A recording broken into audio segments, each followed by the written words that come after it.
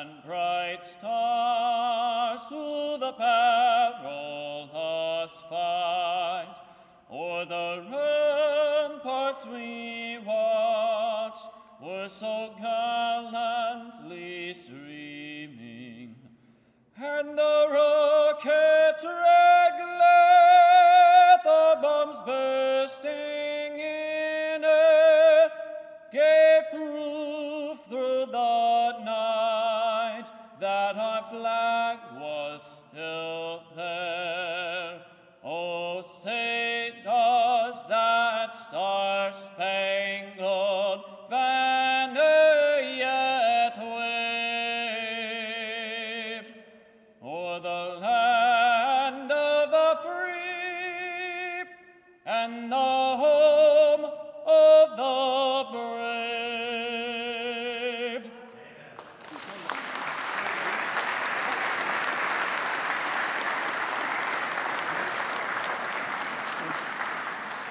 Please remain standing for the invocation, which will be delivered by Commander Rob Fashionett. Eternal Father, strong to save. Today's military stands on the shoulders of giants. There are no larger giants than those 18-year-old men who stormed the beaches of Iwo Jima, where uncommon valor was a common virtue. Lord, many of those you took home to their eternal resting place in 1945. Today, we celebrate and remember with those who made it home and those who will never forget. Today, we say thank you for the freedoms that we have because of the ultimate price that was paid. Today, we say thank you for the service members around the world who are still fighting for our way of life. We say thank you for these men and women dedicated to supporting the service members of our military. Lord, be with the families that mourn. May their tears water flowers. May you give their hearts peace and their loved ones rest. May all that is said and done here today bring you glory and us together as a community. I'm going to invite Treasurer Goldberg to come up and bring greetings. And I have to say, as I said earlier, not only a great treasurer, a great human being, has done a lot for veterans. So, Treasurer.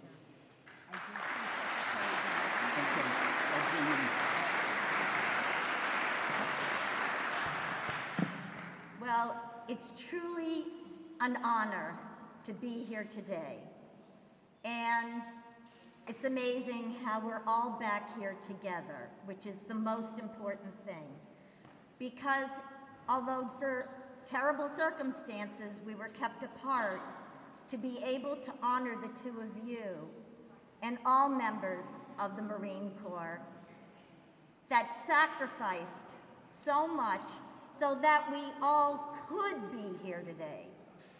I don't think there are very many kids, and this is something we have to teach more and more, that recognize that the world was at risk in World War II. And the sacrifices made at Iwo Jima, the number of people who were lost, which was enormous, were lost to save all of us, because there was never before a threat to democracy and freedom like we saw back then. And it is worth protecting today and ensuring those lessons are carried forward.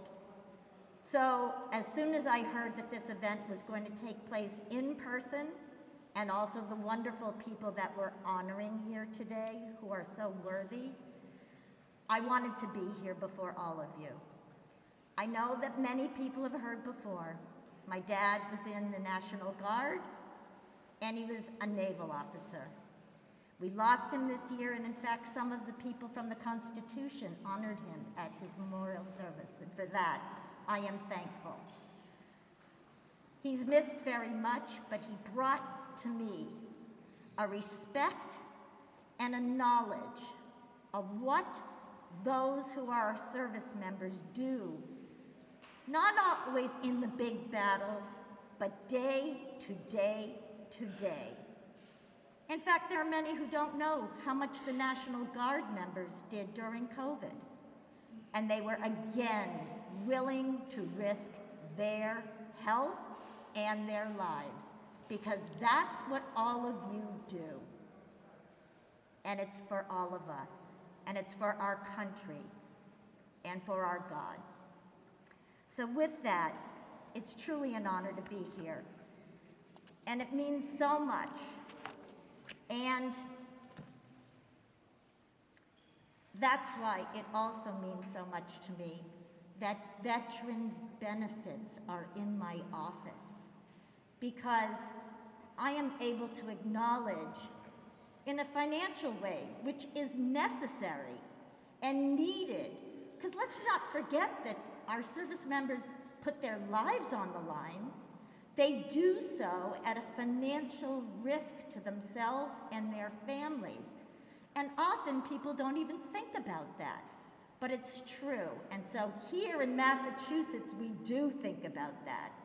And we've created ways to acknowledge it. And I told this story before also.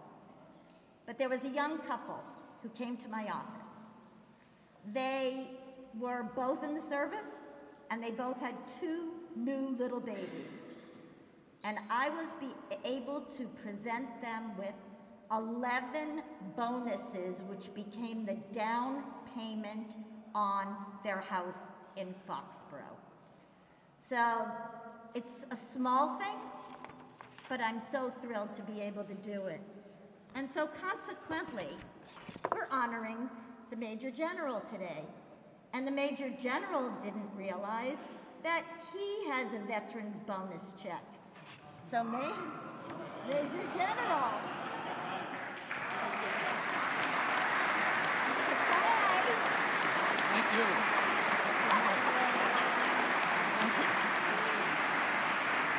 I'm going to get the camera from Okay, wait a minute.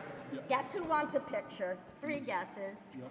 So this is for your combat service in the Persian Gulf War, the Global War on Terrorism, and the Southern Watch deployment. Well, thank you.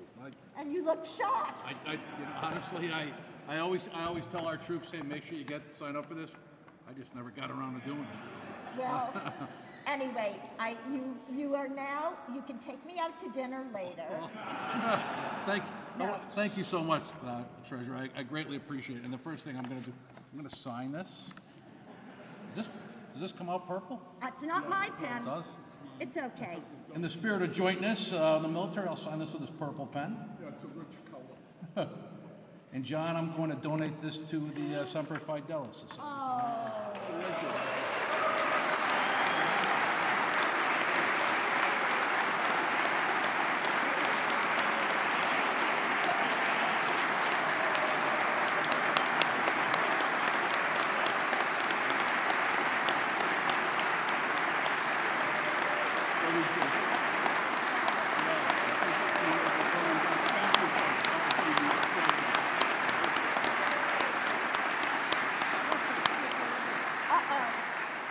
And I will say, I finally made it for the first time since I've been in this position this past year to the Marine Corps birthday, and I never had so much fun in my life. I laughed, I cried when I saw those poor poolies come through, but I'll tell you, I had a great time, and like I said, I greatly admire the Marine Corps and the tradition we have here in Boston, the Marine Corps, so thanks so much.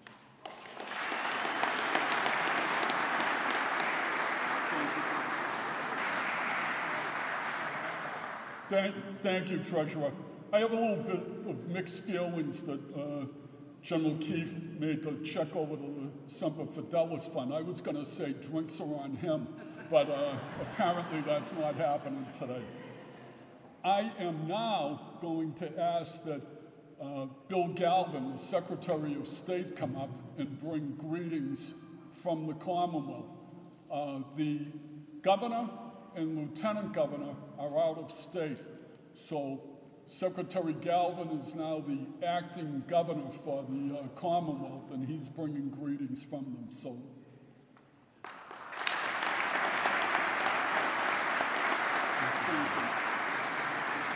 Thank you very much.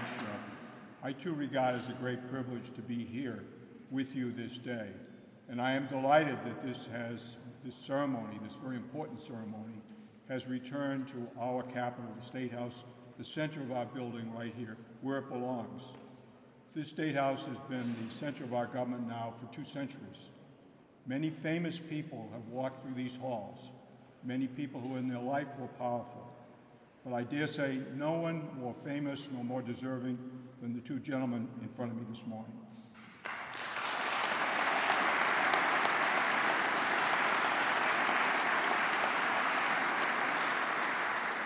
It is a both remarkable commemoration, and I'm so delighted to see you here. I think we all know of the valor of the Marine Corps and of the valor of those who fought in Iwo Jima and all of the persons who fought in World War II. I am the son of a veteran of World War II. He fought in the Philippines and Borneo. So I understand that war touched everyone in our country and our world. And what it fought for was to preserve the world of freedom that we've enjoyed for all these years since. Once again, by this commemoration, the Marine Corps League reminds us how important remembering is, but protecting is. And I think when we see the fight that's now going on in the Ukraine, it's people fighting for their freedom, fighting for their country, we begin to understand what these gentlemen here and those, both men and women who fought with them during World War II were fighting for. The right to remain free, the right to be Americans, the right to be citizens of the world. That was an extremely important battle. That battle is over, but clearly the war continues. The war for people who cherish freedom throughout the world continues. And by the Marine Corps League, remembering this commemoration, observing this commemoration, and commanding the attention of all of us to the importance of that fight, they do us a great service, and I'm very grateful for them for doing that. This building will always belong to those who cherish freedom, and it's never a prouder moment than to welcome them. Thank you very much, and on behalf of the people of the Commonwealth of Massachusetts, I welcome you. Thank you.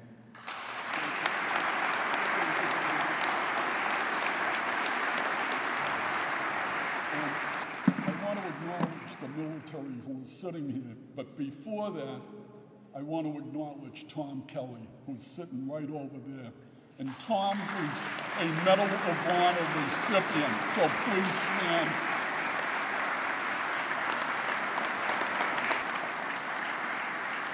And right now, I want to talk about the military that fought on Iwo Jima.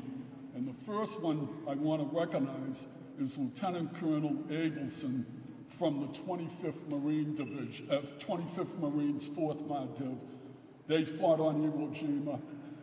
And so I wanted the Colonel just to be here, represent the 25th Marines. Thank you, Colonel.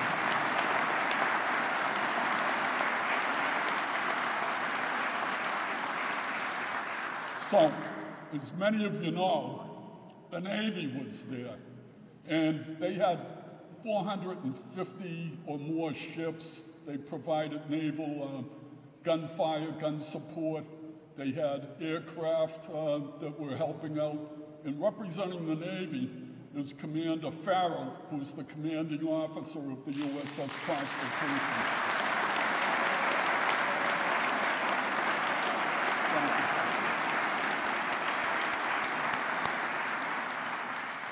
Now, the U.S. Coast Guard was there. They brought supplies ashore to help replenish the Marines' supplies. They took wounded Marines off of Iwo Jima, brought them back out to the hospital ships. They even rescued Marines who were in the water floating there. They did a tremendous job, and Captain Amy Grable, the commanding officer, U.S. Coast Guard Base, Boston.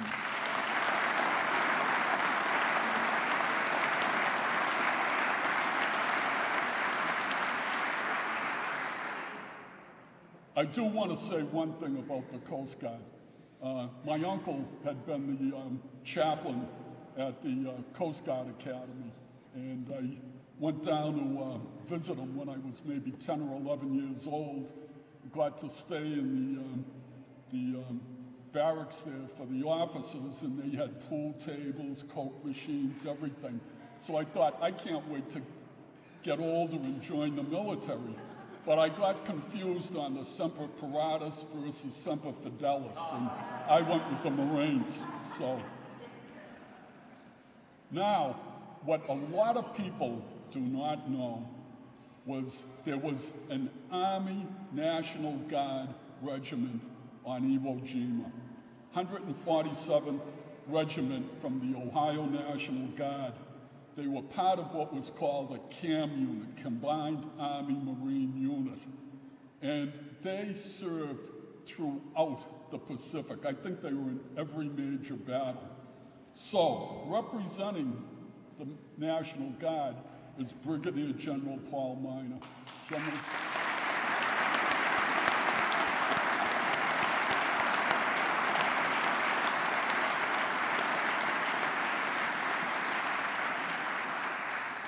So, having said that, I thought maybe you might want to hear from our Iwo Jima Marines. So, Ms., do you want to come up and say a few words?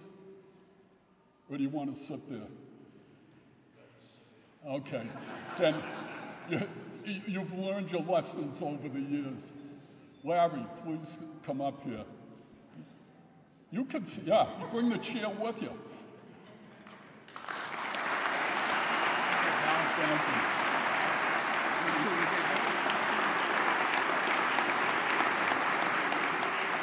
78 years ago. It's a long, long time. And I've lived a very happy life since Iwo Jima. At the time, I thought this was the worst thing that will ever happen to me. But as I thought about it, being on Iwo was the best thing that ever happened to me. It began when we left the island. I came home on an Army troop ship. I think it was the Santa Isabella or Santa Teresa. And the crew were all soldiers in the Army. And we were in our quarters, and about a day out of Iwo Jima, we ran into a typhoon. And a typhoon in the North Pacific is a substantial storm.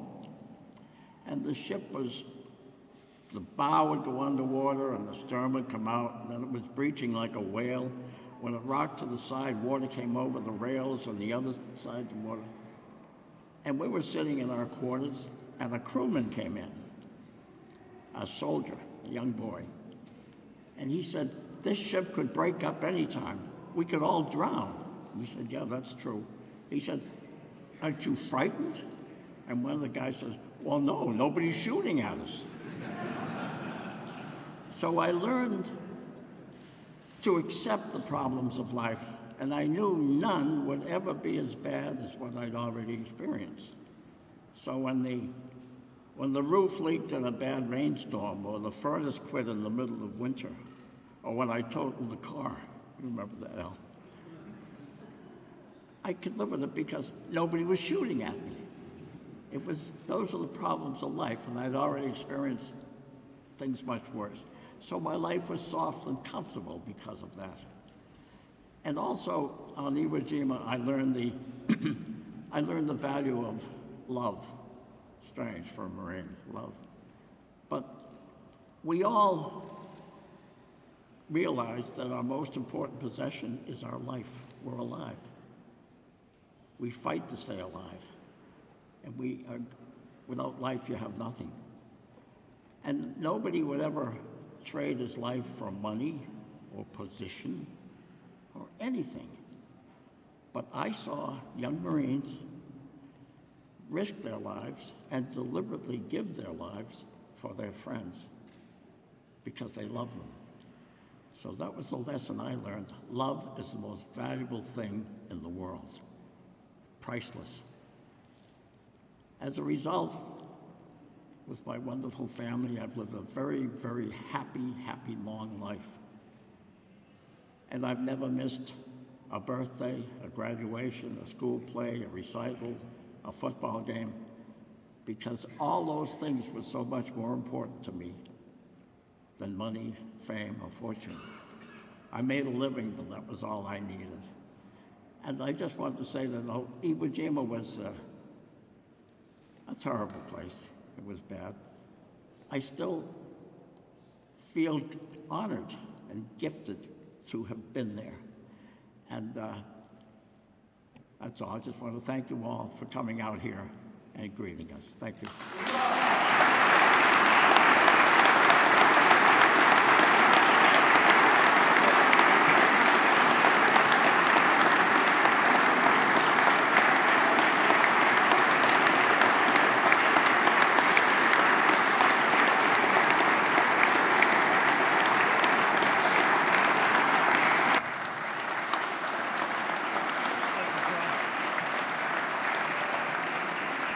Thank you, John. Gold Star wives, mothers, families, distinguished guests, legislators, my brother and sister veterans, Americans all, Marine Ms., and Marine Larry. I bring you the greetings today of the Massachusetts Veteran Service Officers Association and our president, Patrick George, from Watertown. Some colleagues of mine have joined us in the room today, and I'd like to acknowledge their presence as well. Our organization stands at the forefront, providing the very best in benefits and services and access to the young men and women of the Commonwealth who return home from faraway lands to their state and their loved ones. We have a long and proud history of doing that, going back to World War II, and we are proud to continue that tradition today. We are the only state in America that has a program such as this, and we are very, very proud that we are recognized nationally as the state leader in veterans benefits. John, thank you for having us back. It's been a couple of years. I remember years ago we used to have a formation and a parade. We'd march up from Faneuil Hall, and up that little hill out there. I remember one time there was a Marine that stumbled a little bit, and Hank Naughton grabbed one elbow, I grabbed the other elbow, and I said, "Listen, Marine, this is not a race. You can take a break." And he goes, no, I can't. You see that Marine over there? I said, yeah. He goes, he's older than me. He'd never let me live it down if I stopped. But that's the type of men that we talk about today. These two men are representatives of that breed. The service officers like me have been privileged over the years to sit across our desk from these men, like Larry Tasker and Pete Santoro, who was wounded twice in Iwo Jima. It gives us great pride to see our fellow citizens represented in such a manner by you two fine men right there.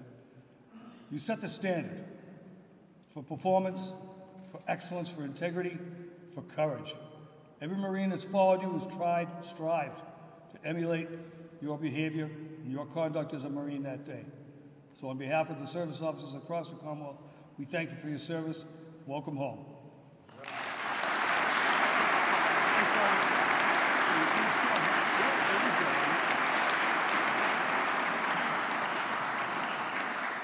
That was a surprise. No wisecracks about the Marines. Hey, you know, he did make me think that about when we did the parades and everything. And I used to think that it was easier for you guys getting up Mount Suribachi than it is getting up Beacon Hill today. But you guys still do it. So now we have a principal speaker today, Lieutenant General David Furness, and he's come all the way up from D.C. just to be with us and be the principal speaker. And Lieutenant General Furness is currently the Deputy Commandant for Plans, Policy, and Operations at Headquarters United States Marine Corps. He was commissioned a second lieutenant on May 16, 1987, upon graduating from the Virginia Military Institute. Throughout his career, he has served in a variety of command and staff billets in both the operating forces and the supporting establishment. There's a lot more here. I'm just going to skip down to he has participated in contingency operations in the Republic of Panama, and in the following named operations: Operations Provide Comfort, Operation Unified Assistance, Operation Iraqi Freedom, and Operation Enduring Freedom. First of all, two of my mentors, General Kelly, General Dunford, homeboys here in Boston, and they remind me all the time. And I talked to General Dunford 2 weeks ago, and I told him I was coming up here, and he said, well, remember, no matter the venue, no matter the circumstance, the first thing you say in Boston is remind everybody that the Yankees still suck.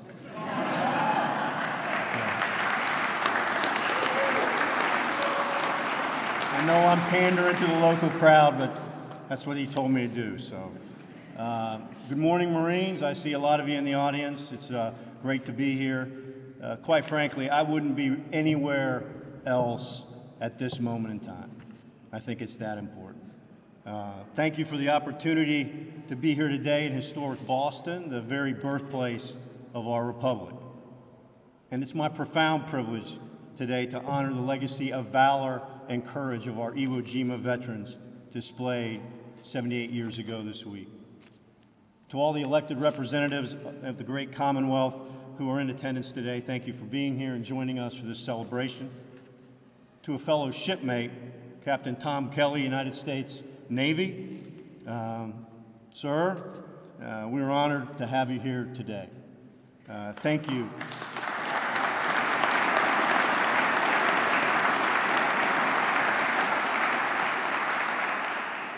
Tom is obviously a Vietnam vet and a recipient of the Medal of Honor, but thank you for your sacrifices and your many decades of service to the great nation.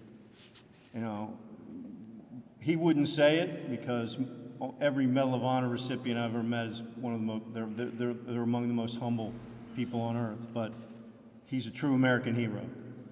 He lost an eye in combat as he placed himself at the point of maximum danger to accomplish a mission and to protect his fellow sailors.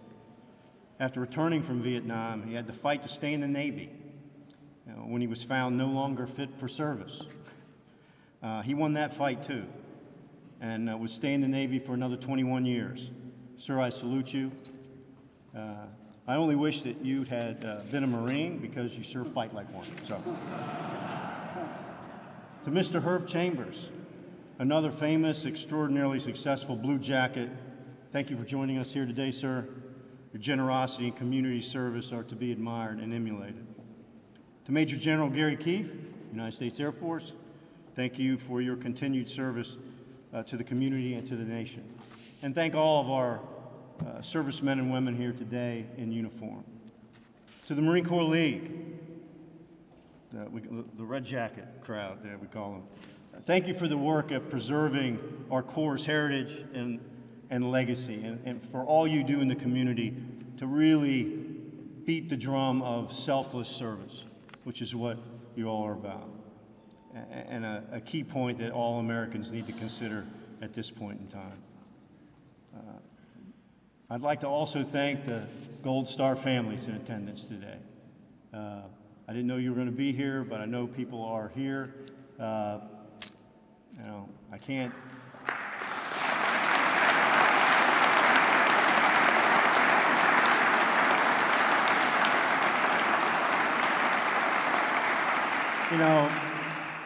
Most Americans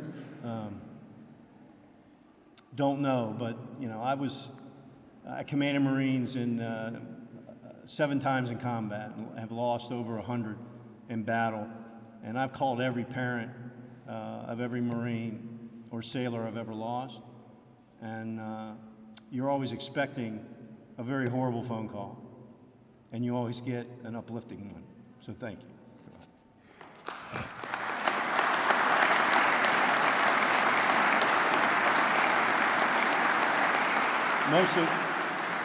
Most importantly, I would like to recognize our 2 Iwo Jima veterans and their families here with us today, Lawrence Kirby and Walter O'Malley. Thank you.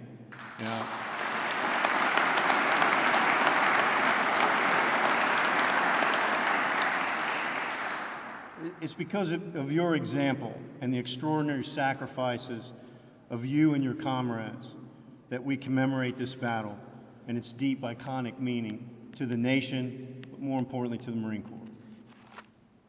78 years ago this week, Marines landed on Iwo Jima, a remote, desolate sulfur island covered in black volcanic ash, a literal tiny speck in the middle of the vast Pacific Ocean. Yet, Iwo was a strategic piece of terrain, and it would be the first time that Marines would be landing on the sacred soil of the Empire of Japan. What was expected to be only a week-long mop-up operation became a brutal, savage slugfest that lasted for 36 days. Marines and sailors from the 3rd, 4th, and 5th Divisions faced a determined enemy of over 20,000 Japanese soldiers who had prepared for that moment in both spirit and action for nearly a year. In support of our Leathernecks were almost 800 naval vessels, carriers, battleships, cruisers, destroyers, troop ships, and all the support ships. In total, U.S. military personnel in support of Operation Detachment, the code name for the landings on Iwo Jima, numbered 250,000. Capturing the island meant the United States could continue its advance of sea, air, and land forces toward final victory against Japan. The Army Air Force needed Iwo Jima as an air base for fighter escorts for our long-range bombers. The island also doubled as an emergency landing strip to save crippled B-29s as they returned from bombing missions over mainland Japan.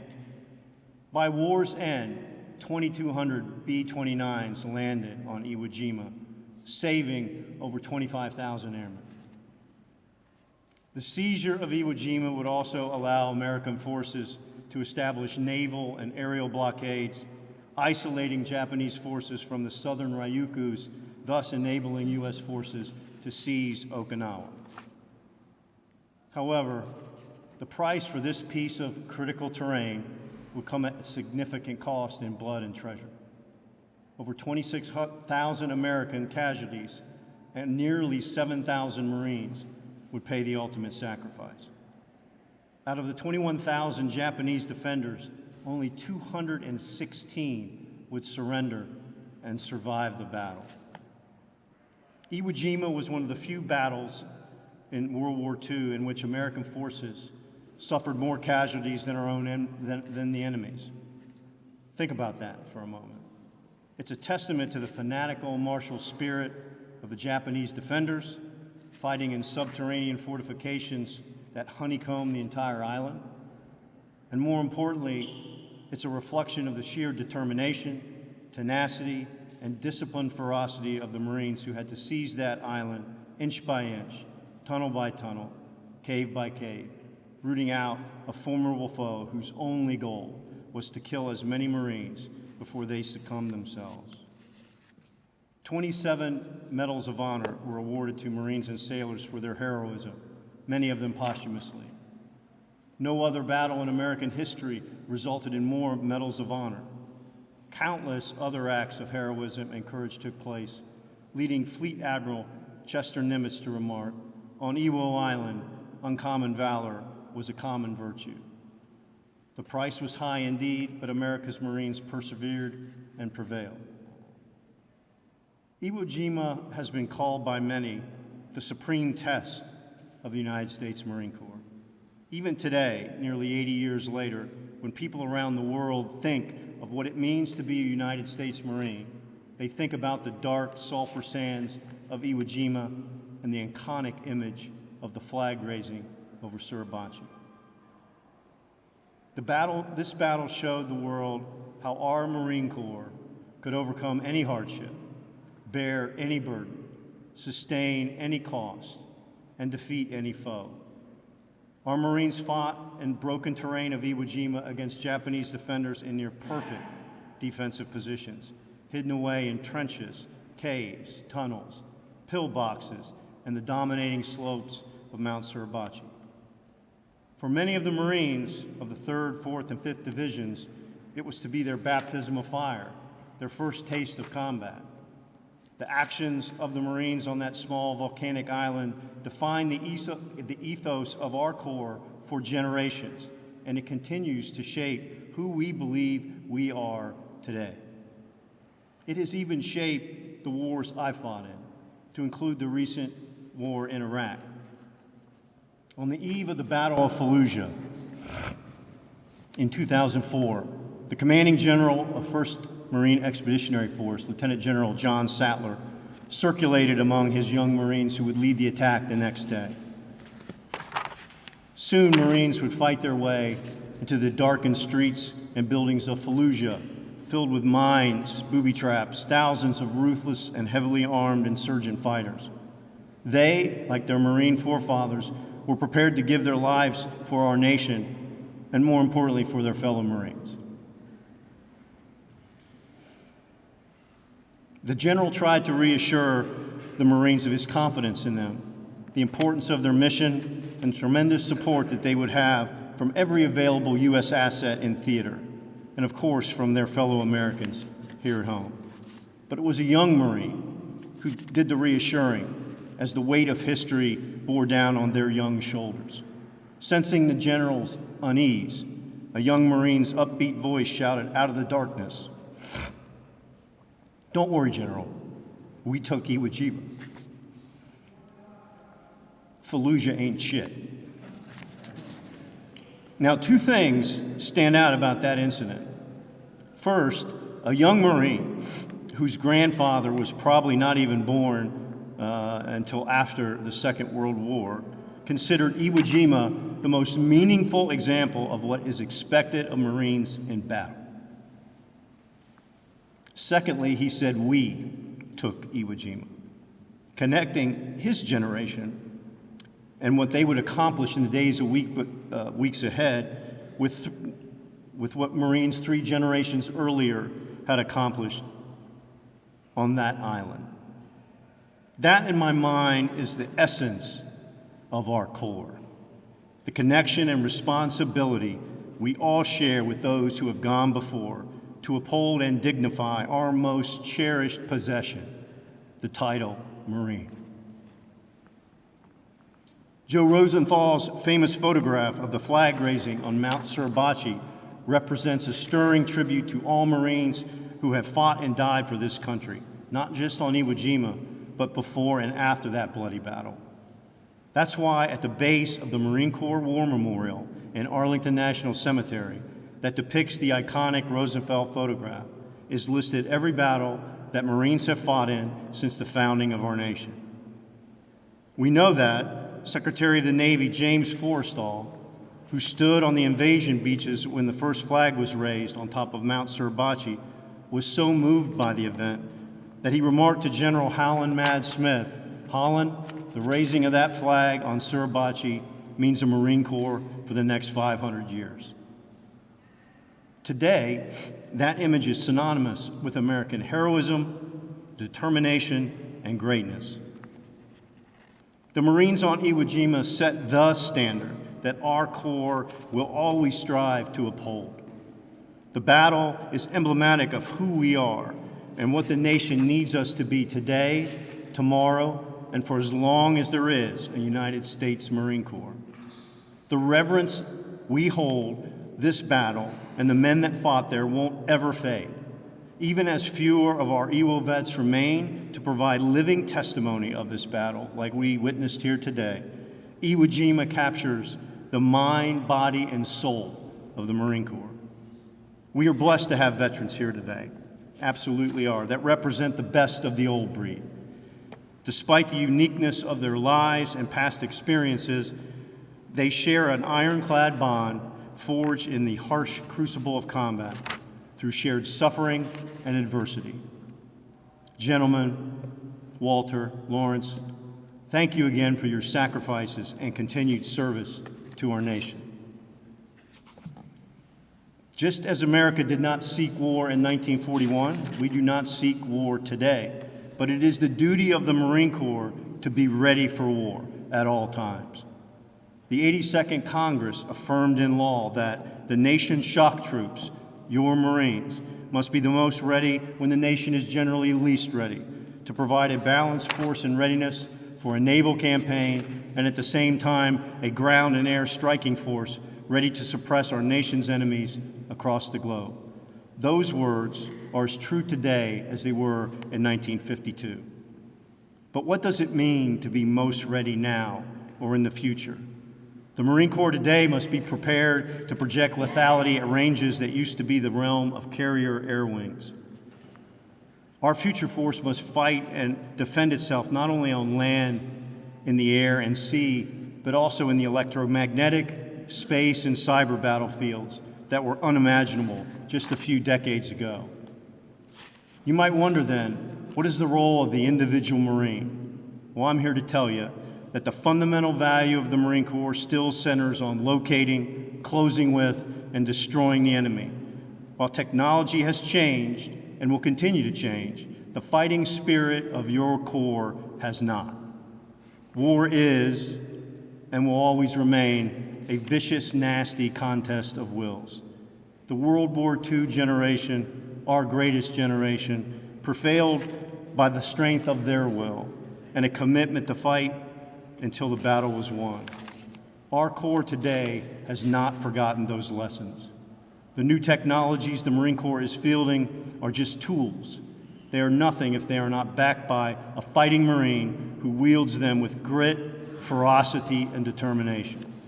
In the end, history bears out that the fight comes down to warriors in the dirt, in the mud, or sand, each willing to fight until the death. Missiles and bombs can't seize terrain. Only soldiers and Marines do that.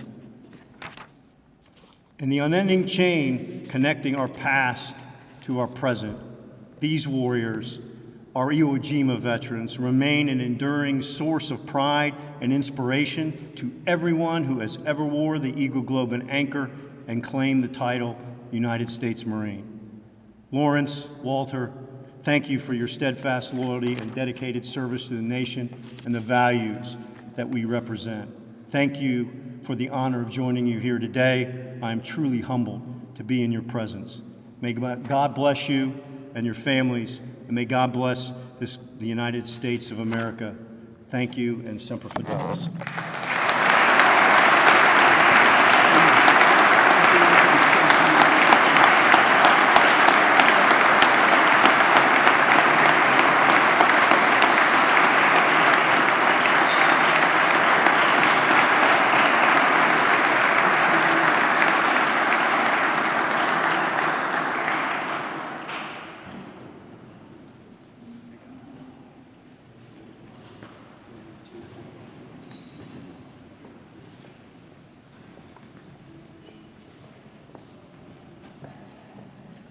You know, just following up on what the General had to say, for me, Iwo Jima Marines were like our spiritual forefathers. They set the standard for Marines that was shown in Korea, Vietnam, and today. But you guys also did something else. When you got out of the Marine Corps, you came home, you led lives that were productive, you contributed to our country and Commonwealth and community with your service there. You just didn't stop with the Marine Corps, so you've been a great example to all of us.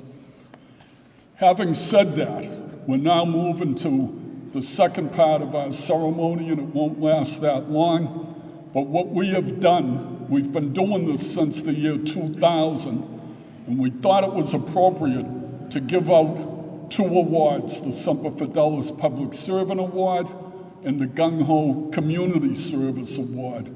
We wanted to acknowledge people that have been doing outstanding work that helps to make our country a better place.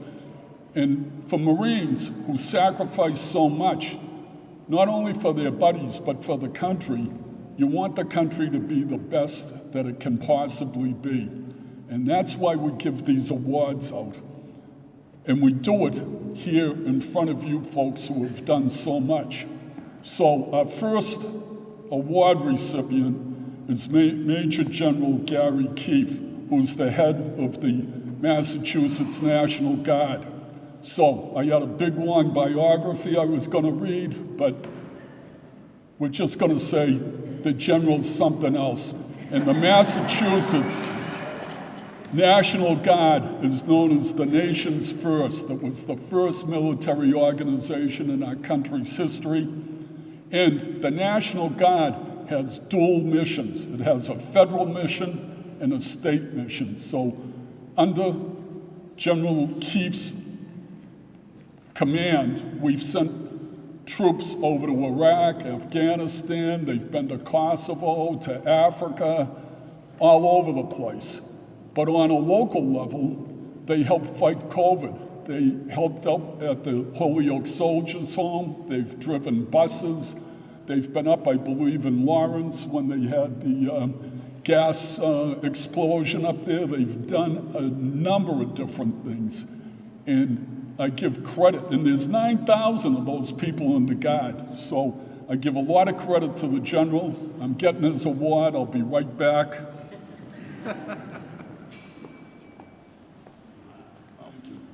So, General, this is the Semper Fidelis Public Servant Award. We wanted to present it to you in acknowledgement of all of your great work and all that the Guard has done. Thank you.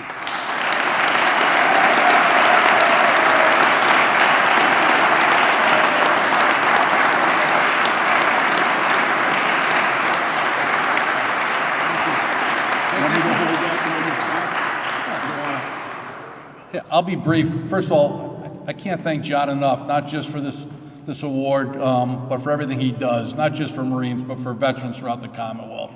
The guy never stops, and John, thank you so much. I also want to thank, as mentioned earlier, you will not find another state that does what Massachusetts does for its servicemen and women, veterans, our families. And I know we got a lot of state senators and representatives and folks from the executive offices in here today. Thank you so much for keeping #1, Massachusetts taking care of its servicemen and women. Finally, I want to thank these two gentlemen for setting the benchmark, the greatest generation. You will forever be the marker of which all others are measured, and not just men and women in uniform. If you think just what the nation did to fight World War II in 2 hemispheres and beat the Axis, so thank you, gentlemen. I only hope I look as good as you do. Even when I just hit 60, I hope to look as good as you do. Finally, I want to thank the Marines and the sailors, the soldiers, the airmen, Coast Guardsmen that are here today. The DNA of all the services is wound in you. And you've heard me, some of you have heard me say this before, but I'll even bring it forth. When these gentlemen went forward, it was probably around 90% of America's fighting men, citizens that went to war. When I got commissioned in 1986, and Dave in 87, it was about 15%. Now we're less than 1/2 a percentage point serve the United States military. And looking at you folks here, we've got the right people wearing the uniforms of all the services. So hold your heads high. You're as lethal and as professional as ever.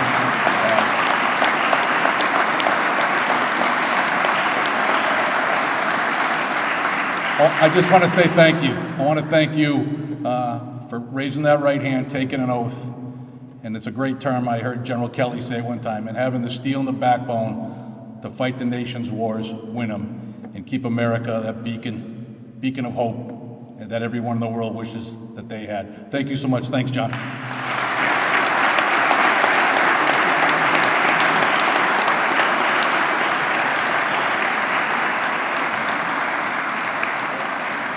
Thank you, General. Our next award is the Gung Ho Community Service Award. Gung Ho is an expression that is often associated with the Marine Corps. It's derived from the Chinese, and it means work together. And that definitely is a Marine Corps trait. But Herb Chambers, who's the recipient of this award, also embodies that. And again, I have an extensive biography of him, but I'm going to cut it short.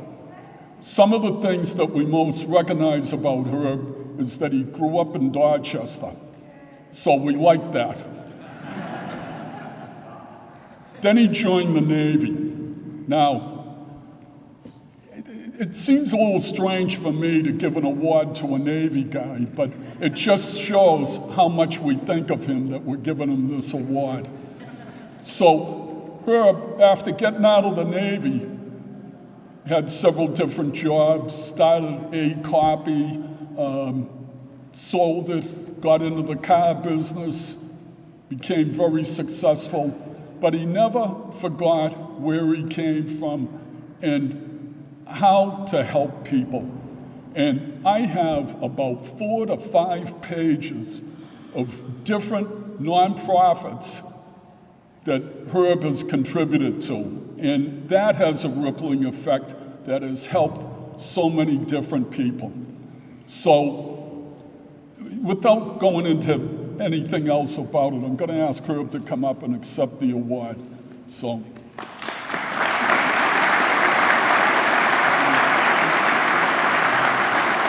This is a quickly back, and then I'll let you speak.